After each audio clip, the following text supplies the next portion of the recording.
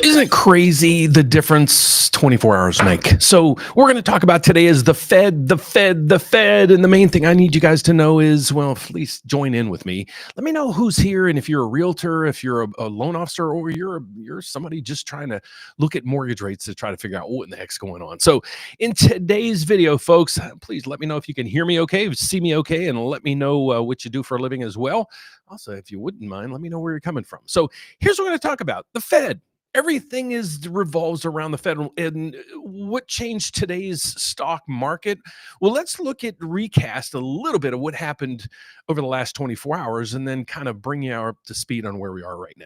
Okay, so over the last 24 hours, last night or 2 days ago, I think it was 24 hours, 48 hours ago, NVIDIA came out with their earnings report, and it was off the charts. And the markets opened up yesterday crazy. And then that jobs report we talked about. Let me know if you guys saw my videos where I said, okay, here's what we need to happen. And this could happen. We could have a jobs report that comes in actually not that bad, and in the unemployment rate that ticks up a little bit. And that's exactly what happened. So let me know if you saw that, and click that down below. But let me know what you guys do and do for a living. So here's what I want to say. Then the markets yesterday, they just completely pivoted and everything closed bad. Okay, even mortgage rates really didn't do anything. And then today, one guy that sits at a seat at the Federal Reserve, he came out and just kind of the whole market's just turned. What am I talking about? Well, that's what we're going to talk about in today's video, folks.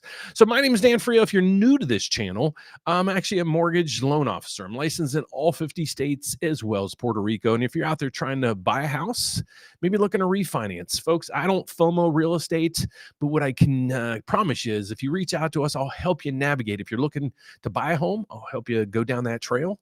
And if you're looking to refinance, we'll go through it with you and see if it makes sense. And I'm going to give you all the tools that you need to do that. But today we're going to talk about what happened this week and what we think is going to happen next week. I don't exactly know, but we've been hitting it pretty good so far this year. We called the interest rates. We called no housing crash over the last 3 years. We're good on all those across the board.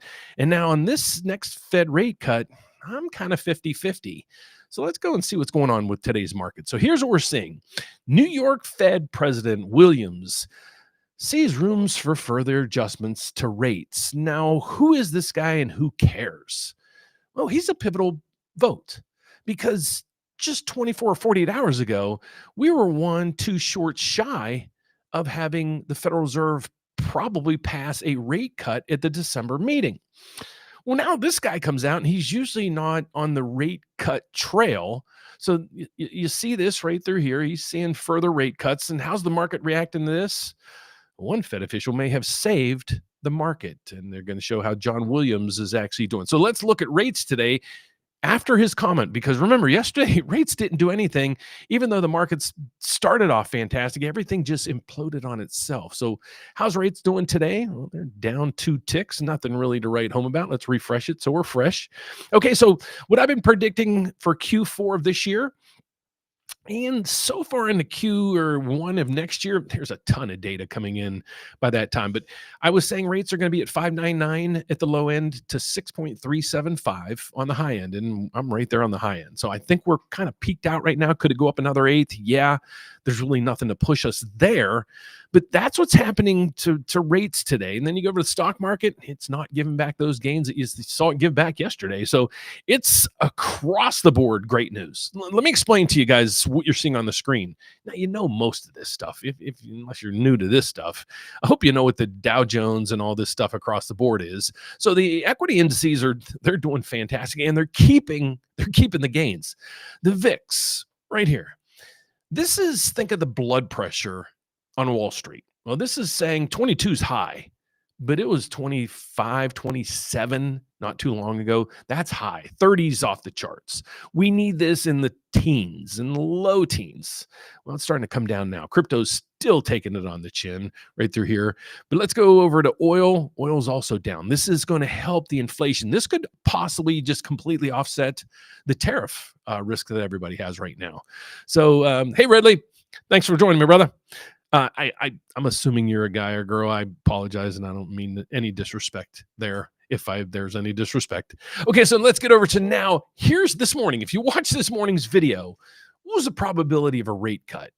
You guys remember? Post it in here. I'll just wait for somebody to comment. No, I'm just teasing you. It wasn't even a 50% chance for rate cut. Now here's what it is. Just after that one guy commented, 70% chance. A huge move in the markets. So what happened? Well, nothing really. He just came out and said, okay, I think the jobs market, we should pay a little more attention to that. And that's basically where the markets took it. He's like, we'll probably, I'm on probably the side of cutting. Well, let's go over and vote. See the votes of the Federal Reserve members, how they might vote on this. But let's get over first. I want to show you the economic news that we had for the week. So here's what we had. We had basically the news that we had basically that shocked the world was the jobs report. A lot of people were saying, okay, these numbers are going to be terrible. It's going to show the jobs market is just collapsing. It didn't. And that's what we've been saying. I don't think you're going to see this completely implode. And a lot of the other analytics on here look pretty good. But the unemployment rate went up, and that's what the Fed looks at. So they're going to look at these other numbers, but then they're going to say, okay, what caused the unemployment rate to go from 4.3 to 4.4? Okay, so that's what we're going to see. And then the non-farm payroll, expected it to be 53,000. Previous number was -4, came in at 119. So the jobs market, let's say it's okay. And then you look at some other financial news that we're going to look at. So what the Federal Reserve monitors is inflation and the jobs market. So let's get back on track to where we are. So let's go down through and here, see what each Fed official, how they most likely are going to vote. Okay, because this is going to drive the markets. Here's why it drives stocks. You might understand how this affects interest rates. Here's how this affects stocks. A lot of stocks are their price is calculated on what their earnings are going to be. Well, if they're expecting the mortgage rates to drop, their cost of capital, kind of like your cost of money as well, like your mortgage, your car loans, your credit cards, things like that, their cost of capital, they're expecting to go down. Okay, so if their costs are coming down on the cost of capital, and then they can control some of the other things, that's going to increase their profit margins. If you can bring down costs and keep everything else the same, you got the same profit margins. So then when the Federal Reserve comes in and says, we're not going to cut rates, we might just keep them higher for longer, then the stock market has to reevaluate things, saying, okay, if the cost of capital for these companies is going to stay where it is now or maybe increase, I don't think it will, but now you have to reevaluate their stock price. So that's all figured in this. You might not even have really kind of thought that one through. That's how it works. So that's why you're starting to see a lot of companies now saying if the cost of capital doesn't come down, especially in this AI field, that all that, most of that money or a lot of that money is a lot of these companies are profitable, not like some of the ones in 2000, but a lot of it's on leverage, getting money from other places and bonds and asset allocations and things. So just I guess the long end of this, be careful. But that's why the stocks, I said recently, if you're a trader, lighten up your positions a little bit. And I'm not a stock trader. I'm not an advisor. Don't do what I say because I'm saying this for educational purposes and entertainment. But I'm just kind of telling you what I'm doing behind the scenes. So I'm an investor for the long run. So I really didn't move any positions. I will say I sold some Bitcoin last week. We're funding my daughter's wedding in 6 months. So I'm going to start liquidating some things, and not a good time to liquidate. Okay, so let's get back over to here. So here's the votes. And so you kind of understand why this is so important. All right, so let's get over to it. How most of these people that sit on the Federal Reserve are going to vote. So not all the members of the Fed get to vote, but these members do. So the likely outcome of this is the ones that are going to vote for a rate cut: John Williams, Waller, Bauman, Mirren, and Lisa Cook. Now, that might be an outliner right there. Okay, so let's say Lisa Cook is going to go on this side, because even as you scroll down, there's other parts of this. I'm going to say, well, that person might swing the other way as well. But let's go through here. Here's the two swing votes we're going to have. Powell, I hope it doesn't come down to him, because if it does, I don't think he's going to cut. Okay. Jefferson, he's kind of mixed. He's 50-50 right now. So he's might sway either which way. And then here's the other ones. We got Barr, Collins, and then Goolsbee sits on the Fed in Chicago. He's usually kind of more on the cutter side than most. But they just did an analysis in Chicago that was the unemployment rate for the Chicago area. He's the Fed president here. And they said the unemployment rate they had was 4.36, kind of matched the government's data. So they're like, okay, the markets aren't falling off a cliff, or the jobs report isn't falling off a cliff. He's also in the camp, I think, that tariffs are kind of a one-off, but I think he's kind of just leery there. So there's basically what I'm getting at. There's a 50-50 shot at this. So we don't know how the markets are going to sway. But next week, let's get over to where rates are, and then let's kind of look at what's coming down the pike next week. So here's what's going on with rates. Bond market's up 8 ticks. That's going to help rates just a little bit, like we just showed you. Then let's get over to the economic calendar. Now here's, what is this? November 25th. This is what's coming down the pike next week. Now here's where all the data is really going to fill in at. So if you're watching the markets and you're like, if you're a loan officer, let me know if you guys are loan officers out there, or realtors, or you're in the process right now and you need to decide if you got to float, lock, what do you got to do? So let's go through this. This week we got data, a surprise, I guess is what I'm saying is. So the markets are kind of flat. Okay, let's get over to rates, and then we'll get to this calendar in a second. Let's go to where rates are. Okay, so this is Mortgage News Daily. And as you guys know how I'm with rates, this isn't kind of an ad. Okay, what this is on Mortgage News Daily, I use it because it's simple. It's really cool setup. I've used it for years. But to qualify for that rate over there, you need a 780 credit score. You need to put down 25% on the down payment. That'll qualify you for that rate over there. So if you're not in those, what's your rate? You don't know. Okay, if you just Google 30-year fixed rates, you're going to have rates all over the board. And I kind of show you that each day. But rates, when the Fed cut, we locked some people in at 5.99. Now they're up about 3/8 from where that was. Okay, and that's what I thought on the high end. So I think we're on the high peak right now. So if you're looking right now if you got a lock within the next 30 days, I might have a tendency to lock. And let's go over to the next week's data. Okay, so let me explain to you guys what I do, and then and why this is relevant to this situation. Okay, so like I said, my name is Dan Frio. I'm actually a mortgage loan officer. I'm licensed all over the country in Puerto Rico. I have a slogan. It's one application, one credit pool. We're going to compare your loan to over 30 different lenders. Okay, so the bank I work at provides me the licensing with all the states in Puerto Rico.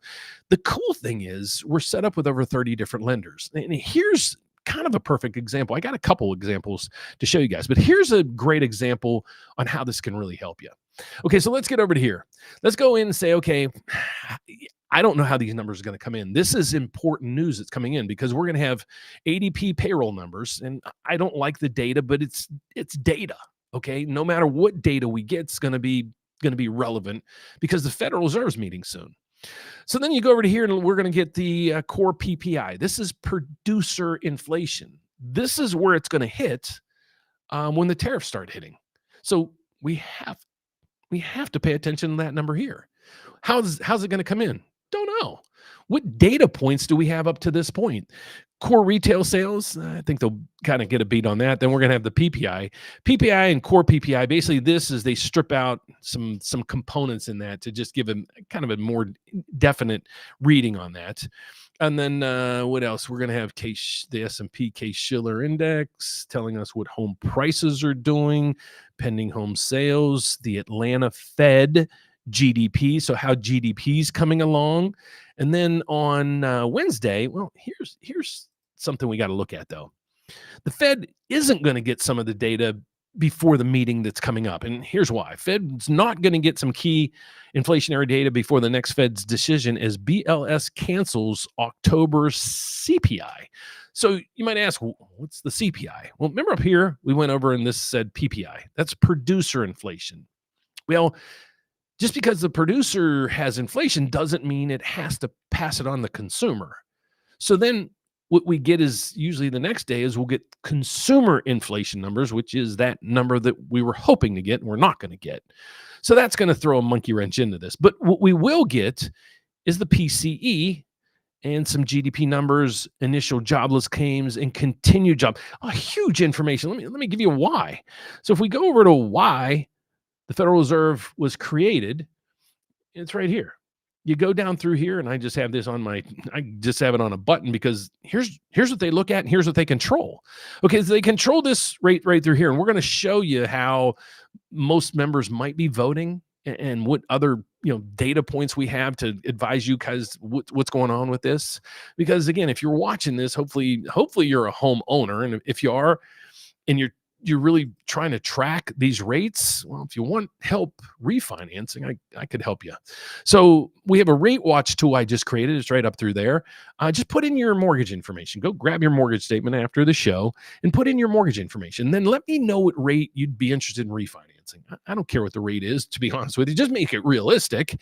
When it hits there, we'll call you. I keep the data. We don't sell it. It's me and two salesmen of mine. We go through it daily, and we're like, okay, we need to get these people. They just triggered. So don't be surprised if I call you up and say, hey, your RateWatch just triggered.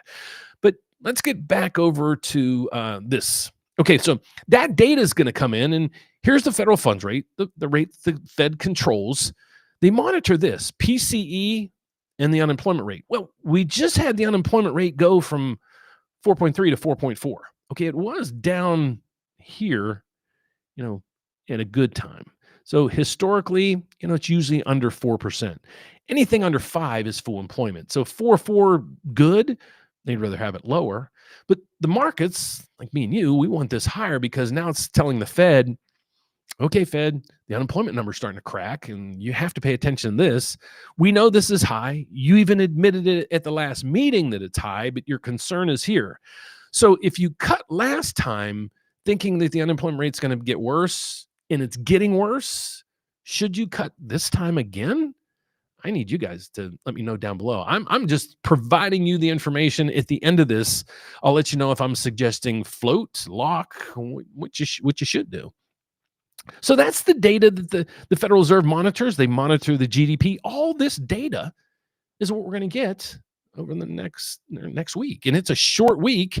You're probably going to have a lot of traders, maybe taking the week off because it's a holiday week, Thursday, Friday, and all that stuff. So it's going to be a crazy week. So let's get to the next piece of this. So far we've gone over the market outlook, what we think for next week. So now let's get into it. Let me answer some questions for you, and then we'll get over to what I'm thinking rates are going to do and the whys behind it. But let me know your take on here.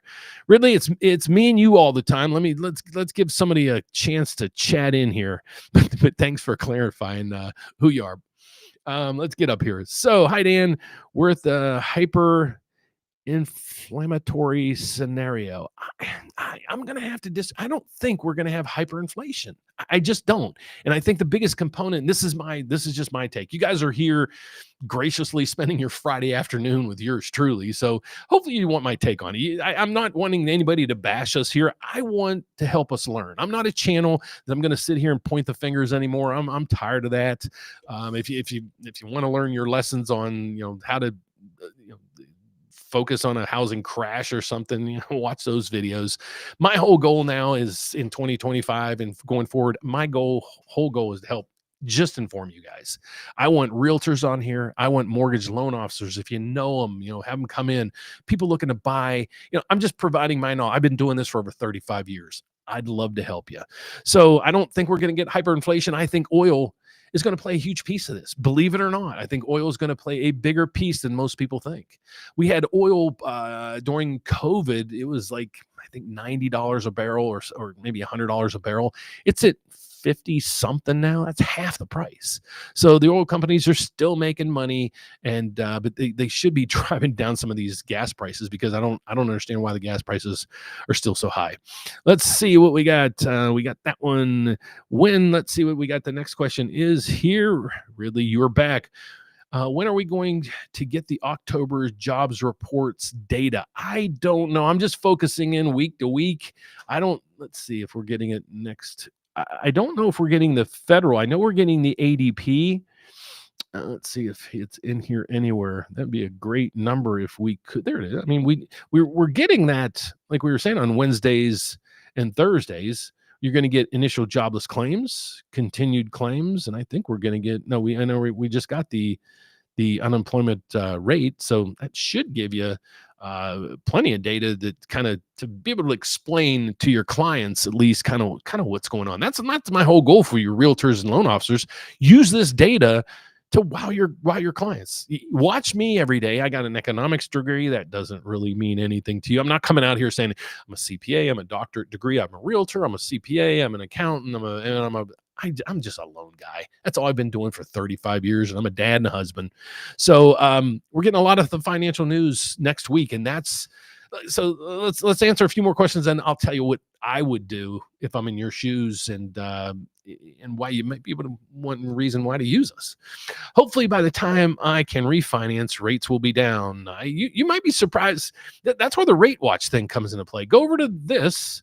Put in your information right through here. All you're going to do is tell me what your mortgage rate and all that information is now, what rate you'd want us to just run the numbers for you and just send that data to you. That's all you're doing here. And then if it works, call us up and schedule an appointment. We'd love to help. That's kind of how we approach these things. So my apologies. Let's get back to where I was. Next question is, there's 100% probability of rate cut in December if they gave us, but you can't say that because let's go it this way. And this is what drives me nuts. Sorry, Ridley, but here's what you don't know that. So you can't come out here. I'm never going to come out here and say there's 100% probability that this is going to happen. It might not. So then you might have your clients monitoring what you're doing and then coming in and saying, well, you said there's 100% chance and it didn't. So your credibility crashes. So you don't know. I don't know. And that's what I ran AI models, like 10 of them, and every one is like 50-50 almost across the board. So I don't mean to be a jerk, but just trying to be a mentor to some point, I guess. Okay. So let's get to the next question that we have. And then they will cut, but mortgage rates will stay elevated. I'm kind of in the ballpark that you might be in, and I'll tell you that in a second. Let's see. Okay. All right, really. We're going to have to skip over those. Let's get to my thoughts on this. Okay. So here's what I'm thinking. Here's what I would do. If I'm closing in the next 30 days, I'm locking, and I'm locking with me. And here's why, because rates are pretty darn good right now. Here, I'm going to move over our calendar. Okay. So I was telling you that thing about, so maybe I didn't tell you my slogan. Our slogan is one application, one credit pool. We're going to compare your loan to over 30 different lenders. I'm pretty sure I said that. Here's where that comes into play. Here's where rates are. They were 5.99 when the Fed cuts. Even if the Fed doesn't cut, who knows where rates are going to go. If you like these numbers and you're closing in within 30 days, I'm locking. And here's why. I don't have a clue where these numbers are going to come in. So if jobless claims come in much, much better than expected, but then you have some of these other, elements coming in for the rest of the week. PPI skyrockets, just jumps, and the PPI jumps. Core retail sales drop. Then you have the Case-Shiller, the GDP over here comes in bad. Initial jobless claims come in strong. Let me paint that picture. You have a stronger jobs market than they expected. They thought it was crashing. And then you have inflation jump. I'm not going to say why. This is an analysis. Then what's the Fed going to do? They're not going to cut. So that's where this data is going to be huge. So I'm locking. I'm locking now. And then here's what happens. Because I work with 30 plus different lenders, if this data comes in really, really favorable for rates and rates plunge, I can withdraw your application with one lender and take advantage of it with another. Or I renegotiate with the bank that we have you set up with and say, you're going to lose it as a client because I'm going to have to move them because my responsibility is make sure I get you the best deal. And so that's what we'll do. So if you go to your local bank, you go to a credit union, you go to, some of those other places, you're stuck. You lock in these numbers come in actually good and rates drop 0.25%, go back to 5.99, you're stuck. It's not like you can just call them back saying, I don't want that anymore. I just want the lower rate. They can't do it. Okay. So that's how important this data is. So I'm going to give you my thoughts on a lot of this, and we'll go from there. So here's my expectations. If I'm closing in 30 days, I'm locking into next week's data. And you just got my reasoning behind it. If the data comes in much, much better, we can take advantage of that. If if I'm not closing, let's say I'm looking to buy, maybe I'm looking to buy in the January or February. What would I do? I would get pre-approved, not pre-qualified, pre-approved, and then just monitor things, because in most cases you can get what they call a lock and shop, where you can actually lock your loan rate. And while you're shopping, I wouldn't suggest that right now. There is a buffer in that rate, so it does inflate that rate a little bit higher. So I would just wait it out, because I don't think a lot of this data that's coming in is going to really shock in all the markets. Every day, every tweet, every interview with a Fed official is changing the market. You can see it today. You can see what happened yesterday. One Fed official coming out today changed, basically one quote from CNBC. There was a 25% probability of a rate cut in December that went all the way up to 75%. That's how high it went. Did we go through there? Let's see if we get the probability. Yeah, it's 70% now. So I don't really think the Fed is forced to cut rates. I don't think they're doing anything to the government's finances to say, okay, the government's finances are in place, and that is what really could help or hurt the bond market. So there's no news there. The federal budget and deficit's still crazy. So there's really no news along those. So every day, what you have to watch is every day, news is going to swing the markets. And it could be news that makes sense. It could be news that doesn't make sense. So if you're out there, you're trying to figure this out, if you're looking to close in the Q1 of next year, I would reach out, get pre-approved. Make sure you get pre-approved at a rate that's 0.5% higher than where they are today. Just make sure you can qualify. And then if the rates stay where they are, maybe you can at the last minute do some upgrades or something like that. Or maybe your house payment would be $200-300 less than you were hoping it to be. So that's basically the markets in a nutshell that we have for today. So a recap, I just want to go through here and make sure we have this. If you guys want to find this, it will be on my blog. You just go to the rateupdate.com over here. And we are revamping all this. This program is no longer available. So if you were trying to take advantage, if you were trying to get involved with this program, this is being taken down at this time. So it is going to be replaced by some other programs that we'll be able to offer you. But you can check out our website through here. Right through here, resources, right there is the blogs. So you can check out that. I just posted this, what's going to happen. And I'll try to keep updated on this. If you guys haven't checked it out, check out this calculator right through here. Let me know how it works. It's a free calculator that I created. It's pretty darn cool. It kind of messed up a little bit when I posted it in the blog, but it breaks down things that you kind of, in most cases, have to guess with. And I'll show you there. If you want to figure out like this, estimated annual taxes, you're looking at a house to buy and you're like, I don't know what the taxes are. Click here. It'll help you find that. What's your credit scores? Well, you can go over to here and see what your credit scores are. What's today's rates? You can click here and find what the live rates are, and just use some, these data points to help you kind of narrow down that mortgage payment as much as you can. But folks, that is it for today. So hopefully now you understand a little bit more, because I come out each day and hopefully my whole goal is to hopefully you understand now a little more of what the heck's going on with those and the whys behind it. So thanks for watching, folks. I thank you for spending your afternoon with me. Have a fantastic Friday. Enjoy the weekend, and I will be back here Monday morning with the opening bell to show you